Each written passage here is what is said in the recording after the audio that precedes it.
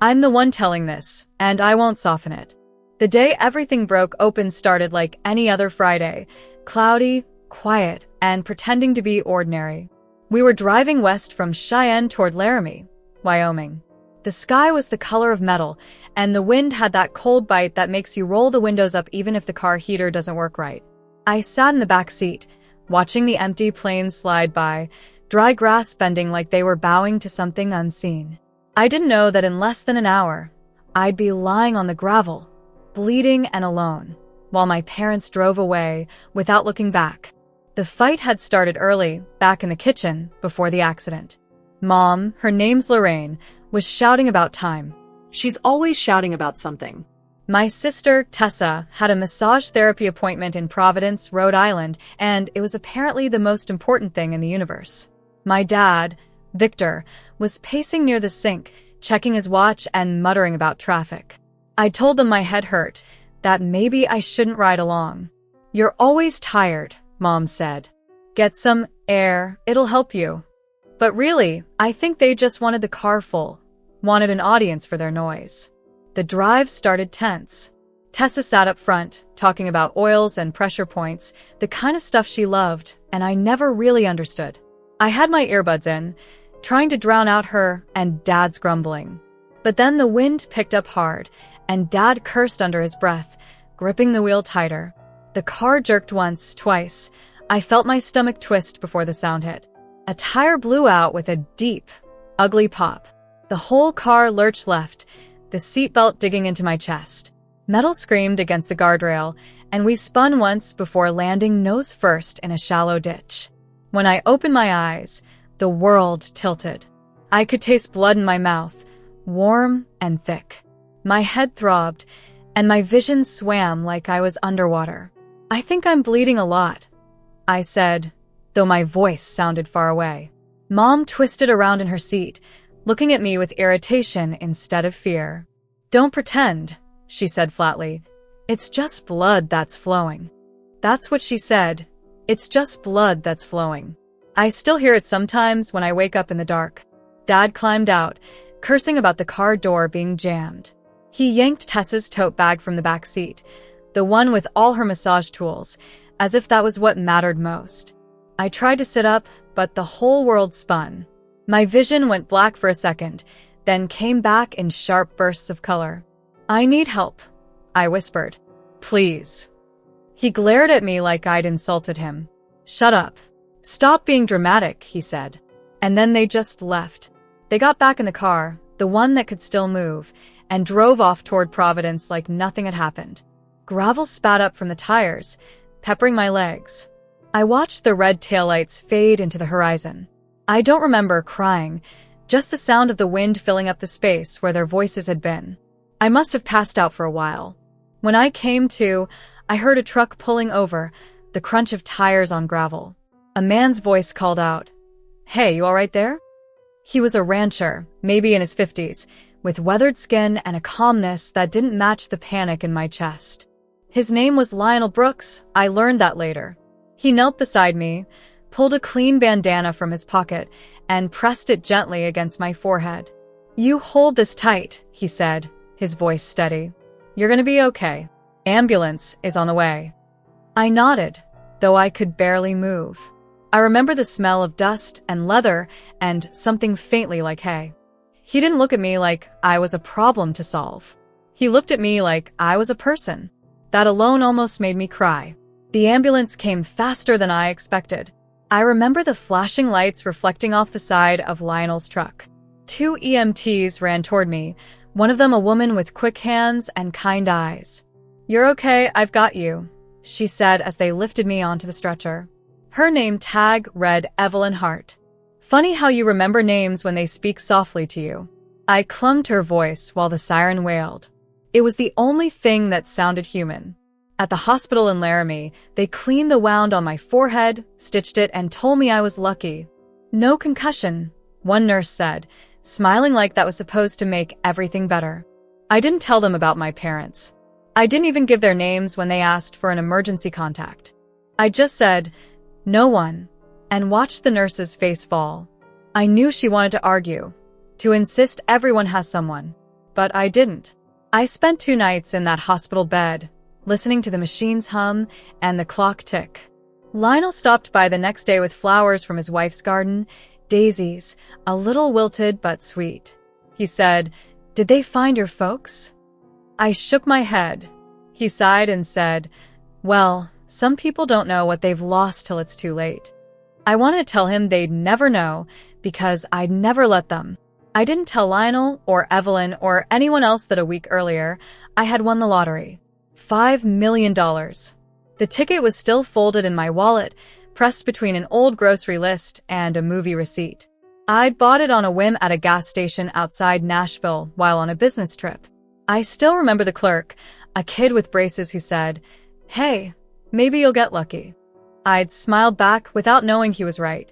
The night I checked the numbers, I screamed into my pillow. Then I hid the ticket and told no one. Not Mom, not Dad, not even Tessa. Especially not Tessa. I'd planned to tell them later, once I'd figured out what to do. But life has a strange way of deciding for you. Lying in that hospital bed, I realized that maybe I'd been given a kind of gift that had nothing to do with money. I'd been handed proof of what love wasn't. Proof that blood doesn't mean loyalty. Proof that silence, when chosen, can be louder than shouting. When they released me, I didn't go home. I took a cab straight to a small motel on the edge of town. The kind of place that smells faintly of bleach and coffee. I sat on the bed with my stitched-up forehead and pulled the lottery ticket out again. I ran my fingers over the numbers. They hadn't changed, but I had. I wasn't going back. Not to Cheyenne, not to them. I looked at my reflection in the motel mirror. Pale, stitched, and still breathing. I whispered to myself, "You're okay. You've got you." It was the first time I truly believed it. That night, I slept with the ticket under my pillow, the sound of passing trucks filling the silence. I dreamed of open roads, blue doors, and a life that finally belonged to me. When I finally left the hospital in Laramie, I felt like a ghost in someone else's clothes. The nurse gave me a packet of bandages and said, "Change these every day." I nodded, though what I really wanted to change was my whole life. I took a train east toward Michigan, the place I used to call home. The ride was long and quiet, just me, my stitched forehead, and the folded lottery ticket tucked in my wallet. Every time the conductor walked by, I'd press my fingers against it through the denim of my jeans, just to be sure it was still there. It wasn't only paper anymore. It was proof that my story wasn't over yet. By the time I reached Kalamazoo, the air had turned crisp with autumn. The trees were shedding, orange and tired, as if they too had survived something. I rented a small house on Willow Street, a pale green one-story with peeling paint and a porch that leaned slightly to the left. The rent was $1,200 a month, more than I should have spent, but it felt like freedom.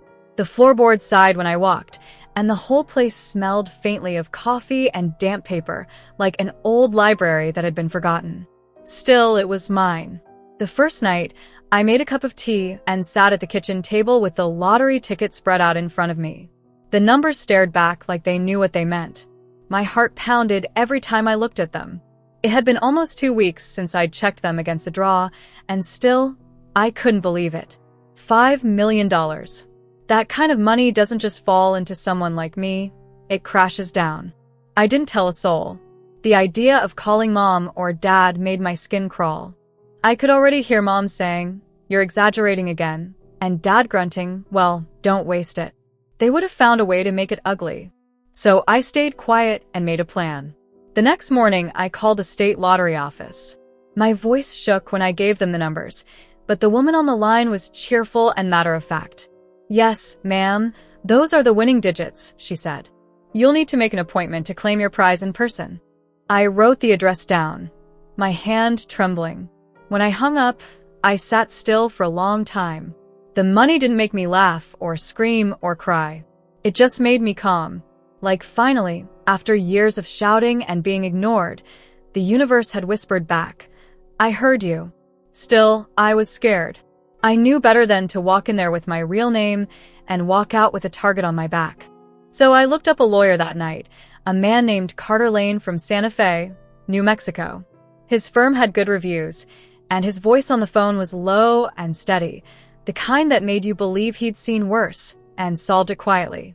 "We'll set up a trust," he said after hearing my story. "We'll build good walls around your name. No one needs to know who you are." He sent me papers overnight, long pages full of clauses and protections, none of which I completely understood. But I trusted him more than I trusted anyone else. When the packet arrived, I sat on my squeaky porch steps, reading every line while the neighborhood kids biked past, shouting to each other. It felt strange, holding a document that could rewrite my life. I signed at the bottom with a shaking hand, Harper Wren Trust. I liked the sound of it. Carter put me in touch with a financial planner, a woman named Rosa Quinn from Denver. She spoke fast and laughed easily, and she made things like taxes and investments sound almost poetic. "You don't have to be rich," she told me. "You just have to stay smart. Don't let your past touch this money." Her words stuck. I'd already decided I wouldn't. While the papers moved through their quiet channels, I started cutting ties. I blocked Mom's number, then Dad's, then Tessa's. I didn't send a message or a letter. Silence, I learned, is its own kind of power. It doesn't slam doors, it locks them. During those weeks of waiting, I filled the time with small, grounding things.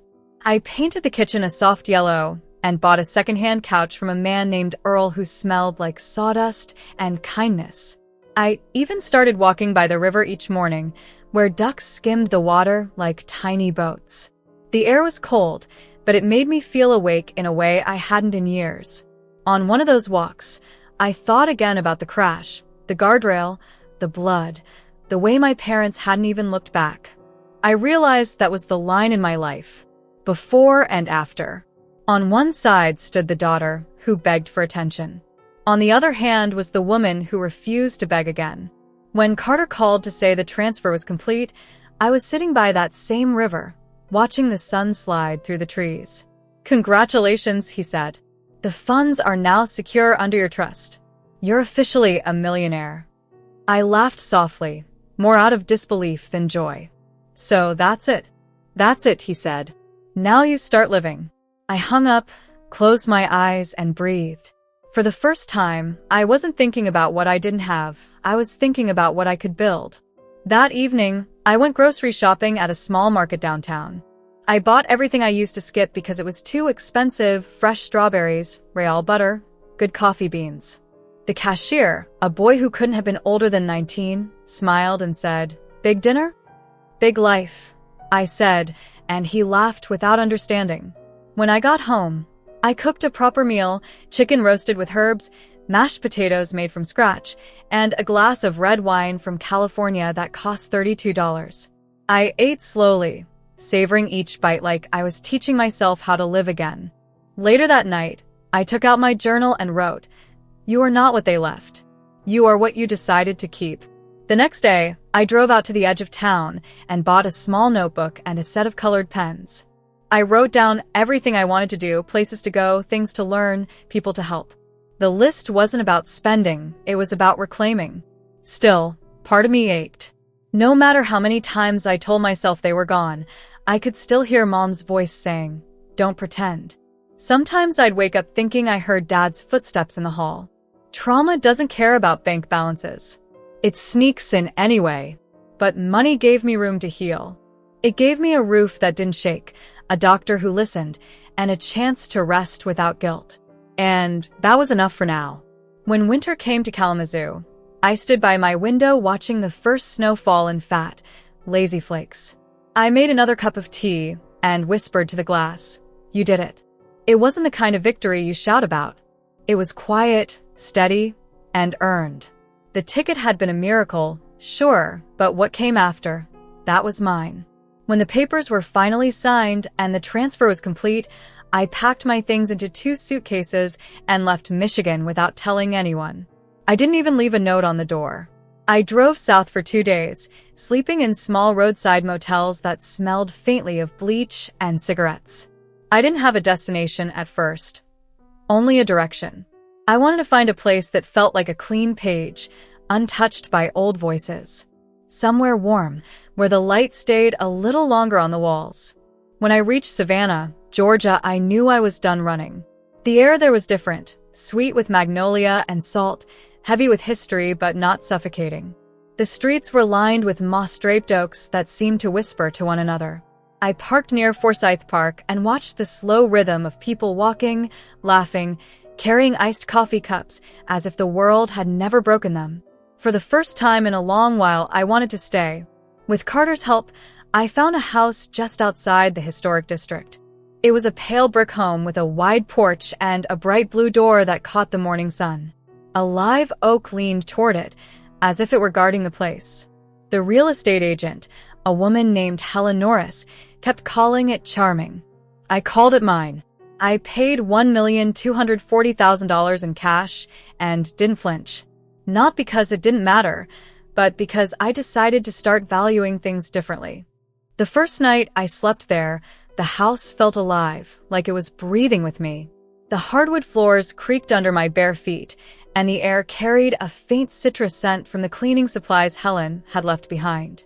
I opened every window and let the night come in, warm, buzzing with crickets and distant traffic.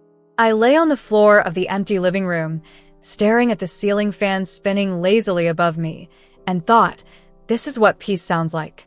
Over the next few weeks, I filled the house slowly, piece by piece, like I was building a memory I hadn't lived yet. I bought a long, sturdy kitchen table for $3,200 from a local carpenter named Leo Grant, who worked out of a shed behind his mother's house. He carved his initials on the underside and told me, "A good table's like a heart. You build everything around it." I liked that.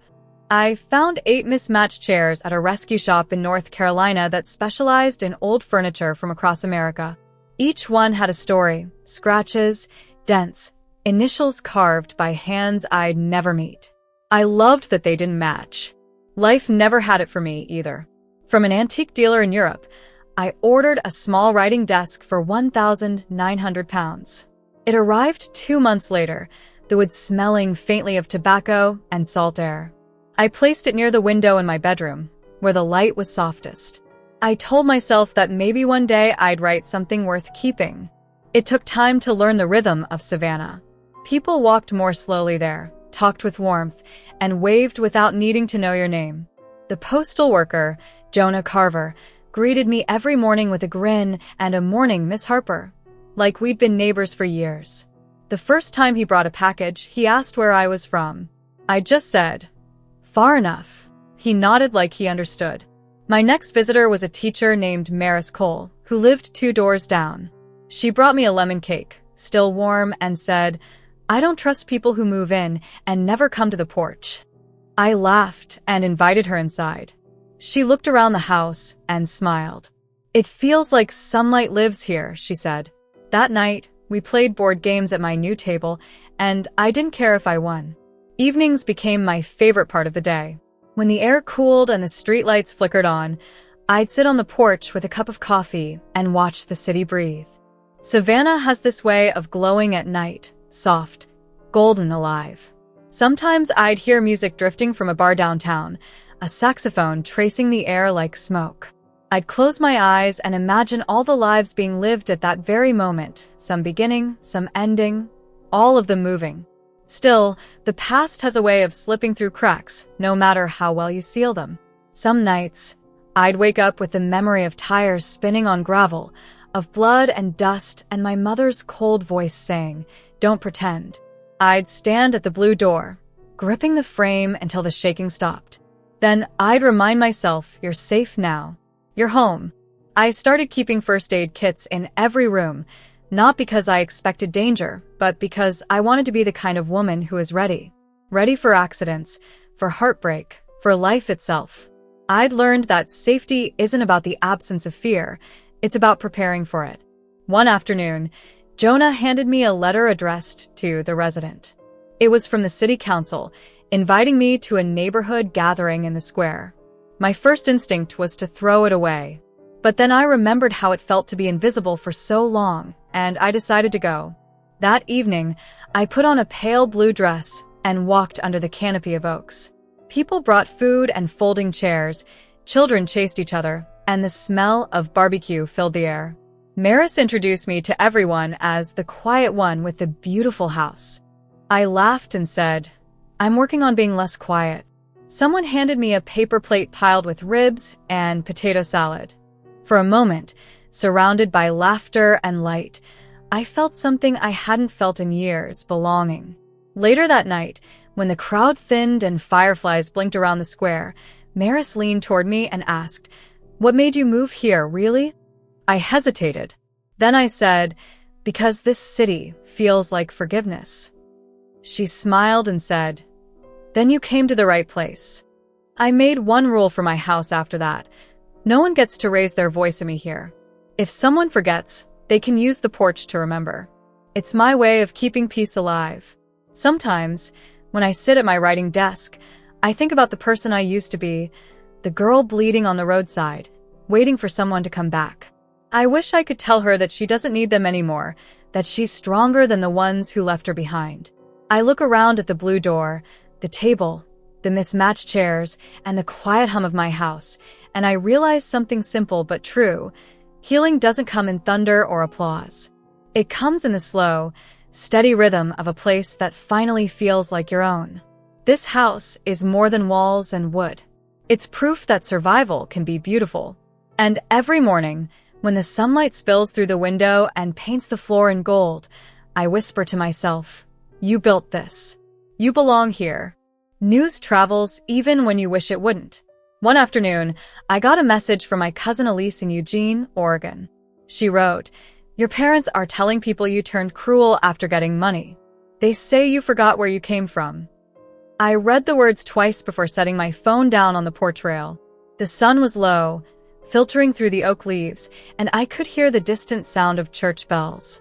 I didn't feel anger anymore, just distance, like she was talking about a stranger. I typed back, "Tell them I wish them good health." That was all. No explanations. No defense. Just the clean silence that follows truth. I didn't send them money. I didn't send gifts. And I didn't send apologies wrapped in guilt. I'd spent too many years buying forgiveness that never arrived. Some debts, I'd learned, aren't meant to be paid. They're meant to be released. Instead, I turned my attention to people who had shown me kindness when I had nothing to offer. I wrote a letter to Lionel Brooks, the rancher who stopped for me on that Wyoming roadside. In the envelope, I included a check for $50,000 made out to the volunteer fire station he worked with. On the memo line, I wrote simply, "For the man who stopped." Then I reached out to the hospital in Providence, Rhode Island, the one where EMT Evelyn Hart had trained before she'd held my hand that night. I set up a scholarship fund for new EMTs in her name, $250,000 to cover their education and emergency equipment.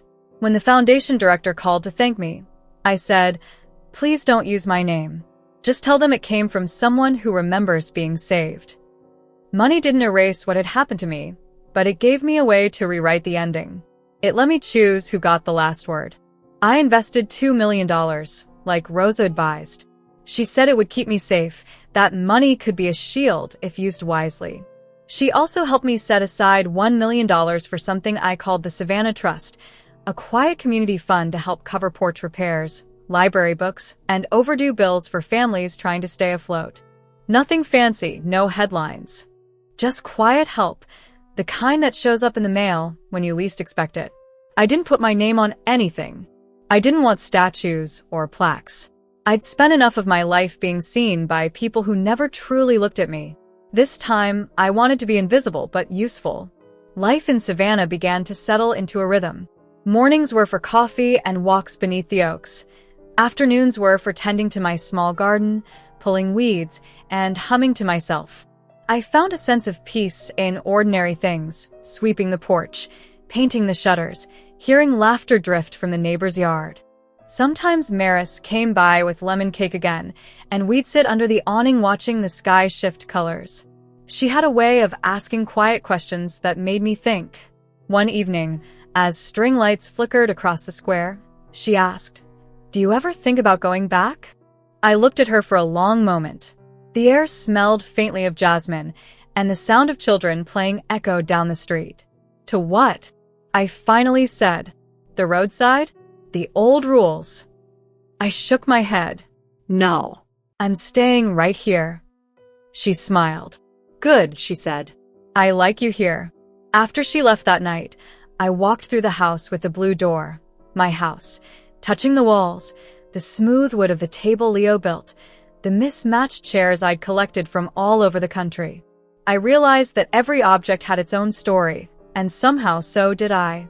Each scar, each splinter, each dent meant something had survived. There are days when I still feel the pull of old wounds. Sometimes a sound, a car engine, a sharp voice on television, sends me back to that gravel roadside, to the girl who begged for help and got silence instead. But when that happens, I take a deep breath and remind myself, I'm no longer her. I'm the woman who lived. I started volunteering quietly, helping out at the local library, reading to children on Saturday mornings. Their laughter filled the room like sunlight, and I'd find myself smiling before I even realized it.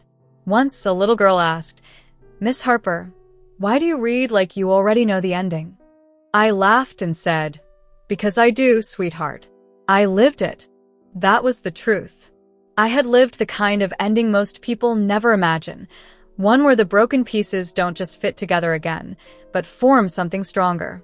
One afternoon, I received another letter, this time from the fire station in Wyoming. It was signed by Lionel himself. He wrote, "We got your gift. The roof doesn't leak anymore, and the boys say you saved us this time. Guess we're even now." I held that letter to my chest and smiled through tears. I didn't save anyone, really. I just returned the kindness I was given when I thought kindness was gone. Sometimes I think about America, not the noisy version from the news, but the one I've seen up close. The one built on front porches, handwritten notes, and people who stop for strangers.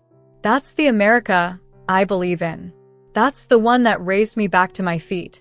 If you're still listening, I want you to remember this. Life doesn't always give you apologies, but it does give you choices. You can stay on the roadside, or you can build a home with a blue door and let the light back in. My parents once left me bleeding and drove away toward a massage appointment. I cut them out of my life forever. Then I wrote my own ending, one made of quiet mornings, kind neighbors, and the sound of laughter drifting through a Georgia night. I paid for it in full, and every cent was worth it.